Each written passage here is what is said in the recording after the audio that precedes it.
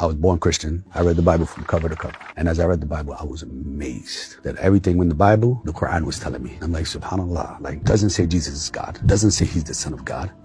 Why we've been doing this all of these years? Like, why? And I would go to my family like, but look here, why? My grandmother, who was the most religious, I'm like, Grandma, read this verse for me. And she would read it. She said, no, you're trying to trick me. I don't want to talk about it, right? She would like have like a fear, like to talk with me. And I was like, I'm not trying to trick you. I want to know. I want to know the truth. And if you have it, give it to me. But this doesn't make sense. And through that journey of reading the Bible completely and studying the Quran alongside the Bible, I came to the point finally where Jesus was on the cross. He says, my God, why hast thou forsaken me? I go up to the pastor. I say, listen, I got a question for you. I said, I have a problem. My faith is in shambles. I have a problem. I read the Bible. In the Bible, God says that Jesus says on the cross, my God, why hast thou forsaken me? I said, my problem is this. Who is Jesus calling upon? He's saying, my God, my God. He didn't say myself. He's not talking to himself. He's talking to somebody else. It's obvious. Who is he talking to? And why doesn't he know his purpose? You said he came to die for us on the cross, but he says, why hast thou forsaken me? Why have you left me? Who is he talking to? He puts his hand on my shoulder like this. He says, son, you just have to have faith.